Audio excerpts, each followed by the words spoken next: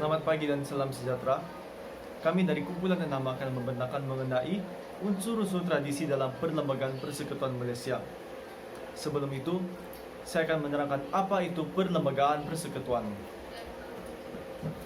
Perlembagaan Persekutuan merupakan satu dokumen yang mengandungi semua susunan peraturan dan undang-undang dasar yang dianggap penting bagi pemerintahan dan pentadbiran sesebuah negara. Unsur-unsur tradisi diletakkan dalam Perlembagaan Persekutuan bagi memenuhi kehendak rakyat terhadap tuntutan mengenai nilai-nilai atau unsur tradisi masyarakat Melayu yang telah diwarisi sejak zaman Kesultanan Melayu Melaka. Oleh itu, di dalam pembentangan ini kami akan menerangkan mengenai unsur-unsur tradisi dalam Perlembagaan Malaysia. Saya mempersilakan pembentangan yang seterusnya untuk membentangkan mengenai hal ini. Unsur tradisi perlembagaan di Malaysia ialah bahasa kebangsaan. Bahasa kebangsaan merupakan sebuah bahasa yang melambangkan identiti kebangsaan sesuatu bangsa atau negara secara unik. Bahasa kebangsaan biasanya digunakan untuk wacana politik dan undang-undang dan ditetapkan sebagai kerajaan negara tersebut. Dalam perlembagaan di Malaysia, bahasa kebangsaan merupakan bahasa Melayu sebagai bahasa rasmi negara. Perkara ini disentuh dalam perlembagaan melalui Perkara 152, yaitu kedudukan bahasa Melayu sebagai bahasa kebangsaan tanpa menafikan hak-hak bangsa lain untuk menggunakan bahasa mereka. Bahasa Melayu menjadi bahasa rasmi negara Malaysia karena bahasa Melayu ini telah diterima dan digunakan oleh ramai penduduk sejak dahulu lagi. Dalam rasional Perkara 152 yang pertama, bahasa kebangsaan sebagai alat perpaduan tanpa menggugat bahasa ibunda lain. Yang kedua, menjadi bahasa lingua franca. Yang ketiga, zaman penjajah telah dijadikan bahasa rasmi. Yang keempat, bahasa Melayu diterima sebagai bahasa kebangsaan sebagai prasyarat penerimaan hak kewarganegaraan oleh etnik bukan Melayu. Yang kelima, prasyarat menunjukkan bahwa pemimpin yang terdahulu telah menerima kaedah untuk menyelesaikan masalah. Dalam konteks hubungan masyarakat di negara kita pula, bahasa kebangsaan dikatakan sebagai bahasa perpaduan. Hal ini demikian kerana kita hidup sebagai masyarakat majmuk yang berbeza dari segi etnik, budaya dan juga agama. Oleh itu, penggunaan bahasa kebangsaan atau bahasa Melayu dalam kehidupan seharian dikatakan dapat menyatukan rakyat yang berbilang kaum. Sebagai contoh, kebanyakan masyarakat Melayu tidak mahir dalam berbahasa Cina dan bahasa Tamil. Namun demikian, masyarakat India dan juga Cina mahir dalam menuturkan bahasa Melayu. Seterusnya, bahasa Melayu sebagai bahasa perpaduan. Hal ini dikatakan demikian kerana bahasa Melayu merupakan sebuah bahasa yang mudah untuk difahami oleh semua lapisan masyarakat serta semua golongan umur. Pemahaman terhadap sesuatu bahasa pertuturan adalah sangat penting bagi menjamin intipati perbualan dapat difahami dengan lebih jelas bagi mengelakkan kesalahpahaman maupun konflik. Sekiranya bahasa Melayu tidak dipedulikan sebagai bahasa pengantara serta sebagai pemangkin perpaduan kaum, maka kesatuan kaum tidak akan wujud. Selanjutnya, toleransi dalam penggunaan bahasa kebangsaan. Walaupun bahasa Melayu telah diiktiraf sebagai bahasa rasmi dalam negara, namun ia tidak menafikan penggunaan bahasa ibunda yang lain, di mana bahasa lain masih boleh diajar dan dipelajari selagi mana ianya tidak digunakan untuk tujuan selain daripada maksud rasmi. Keterbukaan ini membuktikan toleransi terhadap kaum lain bagi menjamin keharmonian masyarakat yang berbilang kaum dalam negara. Sebagai contoh, masyarakat Cina dan juga India masih bebas menggunakan bahasa ibunda mereka dalam perbualan seharian. Sekian, terima kasih. Unsur seterusnya ialah agama persekutuan. Agama persekutuan ini menyimbolkan agama rasmi yang digunakan di suatu negara. Bagi Malaysia, agama rasmi yang digunakan ialah agama Islam. Agama Islam telah digunakan dan diamal sejak 500 tahun yang lalu, iaitu sejak zaman Kesultanan Melayu. Atas asbab sultan-sultan dahulu ramai berkaum Melayu, maka agama Islamlah yang diterima dan sering diamalkan. Jika berpandukan perlembagaan, kaum Melayu adalah didefinisikan sebagai kaum yang majoritinya beragama Islam. Berikut pula adalah antara agama-agama yang terdapat dalam Malaysia, iaitu Islam, Buddha, Kristian dan Hindu. Data PAI tersebut pula merupakan statistik dari segi peratusan agama-agama dalam masyarakat Malaysia yang diperoleh dari statistik kaum dan penduduk Malaysia bagi tahun 2020. Baiklah, seterusnya hubungan etnik pelbagai agama dalam Malaysia. Yang pertama, menyambut perayaan sesama agama.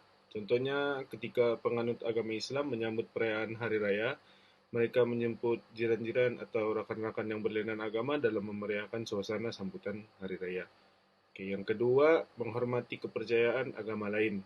Contohnya, ketika azan berkumandang, rakan-rakan yang berlainan agama akan turut senyap bagi menghormati kepercayaan agama Islam. Yang ketiga, menjalinkan ikatan persaudaraan yang harmonis sesama agama. Sebagai contoh, dalam kehidupan harian kita, kita boleh bergaul dengan bebas walaupun berlainan agama. Contohnya di tempat kerja, di sekolah, maupun di kawasan kejiranan. Yang keempat, menjalinkan kerjasama dalam mengecapi kemerdekaan. Contohnya kita bersama-sama berjaya mengecapi kemerdekaan walaupun kita hidup berbilang agama di dalam negara kita, Malaysia. Yang seterusnya, hak individu dalam anutan agama. Setiap individu mempunyai hak untuk menganut dan mengamalkan agamanya. Yang pertama, mereka berhak untuk menguruskan hal ehwal agamanya sendiri. Walaupun agama rasmi Malaysia ialah agama Islam, namun rakyat Malaysia bebas untuk memilih agama yang mereka pilih. Yang kedua, mereka juga berhak untuk menubuhkan dan menyelenggara institusi bagi maksud agama atau khairat. Dan yang terakhir sekali, mereka berhak untuk memperoleh dan memiliki harta benda serta memegang dan mentadbirnya mengikut undang-undang. Okey, seterusnya ialah kedudukan istimewa orang Melayu dan Bumiputera Sabah dan Sarawak. Setiap orang di tanah Melayu mempunyai hak dan kewajipan yang sama. Namun rakyat yang berketurunan Melayu mempunyai hak yang istimewa. Orang Melayu artinya seseorang yang menganuti agama Islam, lazimnya bercakap Melayu, menuruti adat Melayu. Bumiputera Sabah dan Sarawak. Di Sarawak terdiri daripada mana-mana satu kaum asli iaitu Bukitan, Dusun, Dayak, Kadayan, Kalabit, Kayan, Kenyah, Kajang, Lugat, Lisum, Melayu, Murut, Melanau, Penan, Siam, Tagal, Uki atau dia berketurunan campur daripada kaum tersebut.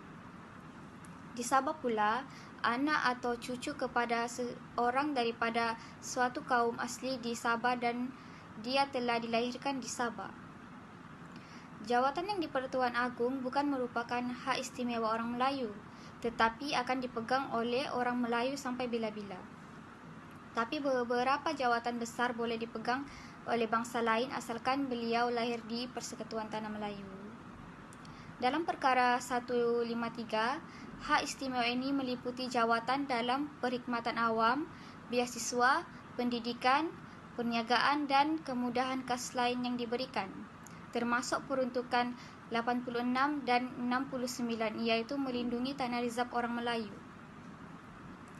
Perlembagaan Malaysia memberi tanggungjawab kepada di Pertuan Agong menjaga kedudukan istimewa orang Melayu dan penduduk asal Malaysia.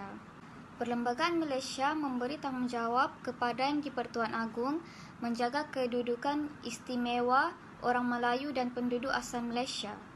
Kerajaan pusat melindungi kepentingan kumpulan ini dengan mendirikan kuota kemasukan ke dalam perkhidmatan awam, beasiswa dan pendidikan. Ini sebahagian daripada kontrak sosial dan biasanya dikatakan sebagai pertahanan legal bagi ketuanan Melayu. Okey, pembentangan seterusnya ialah Nur Afniza. Rasional Perkara 153. Perlembagaan Tanah Melayu. Semasa proses pengubalan perlembagaan terdapat semangat persefahaman, akomodatif, berkongsi kuasa dan sedia berkorban yang begitu tinggi dalam kalangan orang Melayu dan bukan Melayu. Perkara 153 tidak boleh dipindah, diubah atau dilucutkan tanpa mendapatkan persetujuan Majlis Raja-Raja Melayu. Hak keistimewaan orang Melayu. Perkhidmatan awam. Rasional merizabkan suatu kadar bilangan dalam perkhidmatan persekutuan untuk Bumiputera. Pada zaman penjajah dan awal kemerdekaan, sedikit sangat bilangan yang bekerja dengan kerajaan. Pendidikan. Peruntukan beasiswa Jawatan yang di-Pertuan Agong bukan merupakan hak istimewa orang Melayu, tetapi akan dipegang oleh orang Melayu sampai bila-bila. Kemudian, penggunaan KAS perlu diadakan kepada orang Melayu agar dapat bersaing dengan kaum lain. Antara peruntukan utama adalah kemasukan anak-anak orang Melayu ke universiti dan mendapat beasiswa. Seterusnya adalah hak tanah. Perkara 89, iaitu Tanah Rezab Orang Melayu, Pasal 1. Jika tanah di negeri menjadi rezab Melayu sebelum hari merdeka, maka ia boleh terus menjadi tanah rezab orang Melayu, melainkan diperuntukkan oleh Badan Perundangan Negeri. Menurut Undang-Undang Pasal 2, jika tanah di suatu negeri pada masa itu belum dimajukan, maka ia boleh diisytiharkan sebagai tanah rezab orang Melayu. Dan yang terakhir adalah ekonomi. Walaupun penduduk Malaysia majoritinya adalah orang Melayu, tetapi penguasaan ekonomi mereka tidak setara dengan kedudukan itu. Bagi mengatasinya adalah Perkara 153 Perlembagaan Malaysia telah menuntut kerajaan membuat kuota pengagihan beasiswa, jawatan dalam perkhidmatan awam dan sebagainya.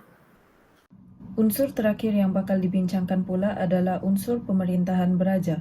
Pemerintahan beraja wujud sebelum negara Malaysia merdeka lagi, cuma perbezaannya dapat dilihat dengan lebih jelas setelah Malaysia merdeka. Sebelum merdeka, raja mempunyai kuasa yang mutlak, manakala selepas merdeka, Raja Malaysia mula berkonsepkan raja perlembagaan di mana raja harus patuh akan perlembagaan Malaysia. Berikut pula merupakan peranan-peranan yang dilaksanakan oleh Yang di-Pertuan Agong iaitu Raja Malaysia. Yang pertama, YDPA adalah Ketua Negara Malaysia. Yang kedua, beliau merupakan seseorang yang memainkan peranan sebagai Ketua Agama Islam dalam Malaysia. Yang ketiga, beliau memegang jawatan tertinggi dalam pemerintahan Tentera Persekutuan Malaysia. Keempat, beliau juga memainkan peranan yang sangat penting dalam melantik hakim-hakim Mahkamah Persekutuan dan Mahkamah Tinggi dalam Malaysia. Nombor 5, juru audit negara serta ahli-ahli SPR dan SPA adalah dilantik oleh beliau. Nombor 6, yang terakhir, beliau juga merupakan tonggak kehormatan kuasa dalam negara di mana rakyat Malaysia akan memberikan penuh sokongan terhadap beliau serta menghormati beliau sebagai seorang Raja Malaysia.